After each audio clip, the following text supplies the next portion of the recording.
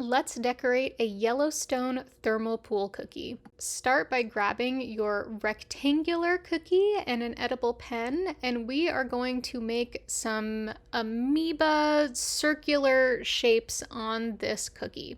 We want to make 6 different lines, and they can be different waviness, they can be different thicknesses, if that makes sense, but we want to kind of spread them out. You obviously can follow exactly the design that I have within the free guide. Download that in the link down in the description down below, or you can kind of change it up for whatever you like. For example, we're using all of the colors on this cookie, so if you want to have more red or you want to have more green, feel free to make that section bigger, and you can see within the guide the color that we have associated with each of the lines. And to do this, I am using a fine tip edible pen. I often confuse an ultra fine tip with a fine tip because this one just feels like a felt marker to me. It's called a fine tip pen. I recommend using this one. I have some thicker edible pens and they just leave too much of a mark.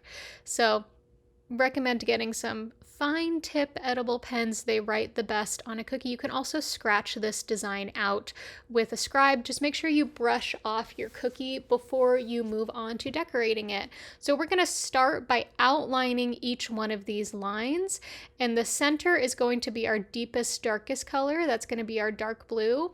And then we're going to grab light blue and do the next line. And the best way to do this, especially with kind of all of these shaky, not straight lines, is to tap and then lift up your piping bag and let it flow. You'll see some of them I'm staying a little closer, but I'm not, besides when I begin and end, I am not touching my piping bag, the end of my piping tip, down on my cookie. I'm staying just above it. So tap and then I lift. You can see some space in between there. So we go dark blue, light blue, green, yellow, and then following yellow, what color do we think we're gonna get? Orange. Correct. Hopefully you said orange because you would be correct.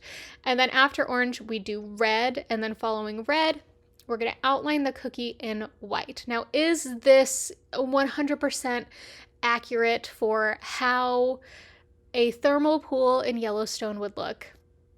Probably not. I haven't been to Yellowstone in a hot second, haven't looked at a picture of a thermal pool in a hot second, but we're having fun with it. It's gonna look cool.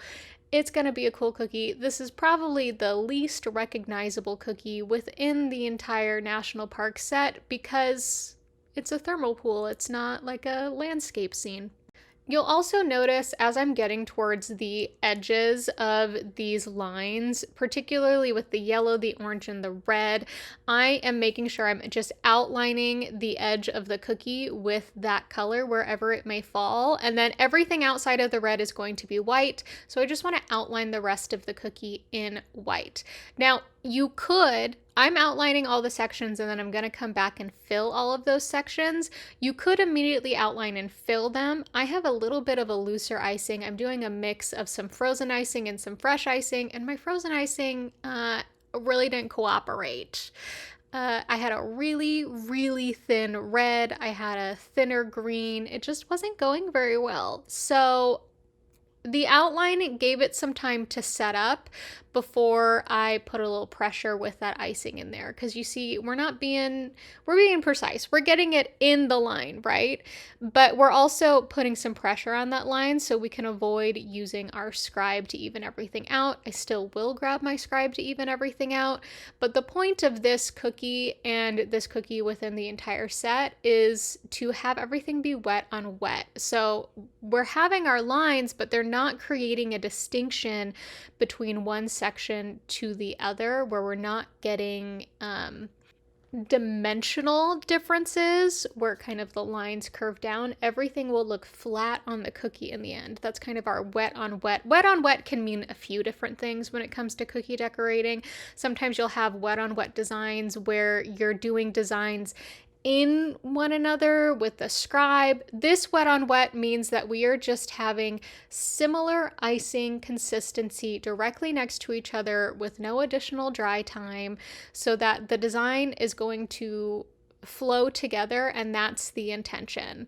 So that is what we're focusing on here. You wouldn't necessarily need to outline everything and then fill it in, but I will say a lot of people, I decorate cookies very quickly, and I've decorated cookies with people who go a lot slower. So if they did that middle blue section and then they went to the light blue section, there's enough dry time that there would be some additional dimension between those sections. So if that's you, then outline everything first. Follow these directions exactly. Outline everything first and then come back and fill in the sections so that things can blend together nicely.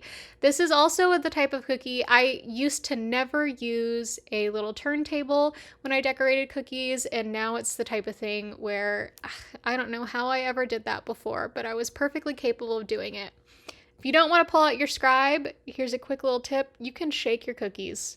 Your cookies are not these fragile little beings. They can take a little bit of a beating, but I am still going to grab my scribe in the end. Don't you worry, because there's some little bits that I want to correct. So I got all of the thermal pool in there, and then I'm going to come in with my white, and because of how I color my icing, I don't really get color bleed from my red to my white. I do have a little thinner of a red icing, so I get a little bit, but it's not nearly as bad as I've had on some other cookies. If you've seen the Pokemon set, that one really punished me, because it's all about how you are making your icing colors in addition to your meringue powder. So I'm not going to say it's super simple. There are some additional steps. I recommend taking a look at my icing consistencies and coloring video, where I walk through and show the difference between oversaturating a color, which is really easy to do on something like red, versus getting it just to a I won't say perfectly saturated point, but just to a saturated point where it shows up as red, but it will not have an opportunity to color bleed as much. So you're not getting the red leaching into the white too much.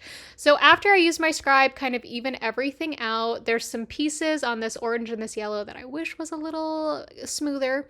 We're going to let it dry completely. So this was overnight for me, and I'm coming in with my ultra fine tip pen. You can see these have different points. This one's ultra fine, and I'm just roughly outlining every single section, because I find this additional outline just gives a little bit more for your eye to look at. It just makes our cookie a little cooler to look at. Don't worry about staying specifically on the line, but one tip I will give you: keep your ultra fine tip edible pen lightly on the surface. You'll see some of my lines are lighter than others. If I were to press down firmly, I can break through that icing, and that little ultra fine tip can just break right through that icing. It doesn't happen all the time. It happens at the most inopportune times, let me tell you. So keep a light hand on that pen. Gently place it onto your icing. Even though it is fully dry, gently place it onto your icing and move it around. And if it shows up a little light in some places, maybe go over those spots again. And if not, it'll be okay, because this is simple cookie decorating. We don't need to get too serious about it here. But that completes your Yellowstone thermal pool. The National Park cookie set includes a Yellowstone, Yosemite, Acadia, and Everglades cookie. Download the free guide to follow along and make this for yourself.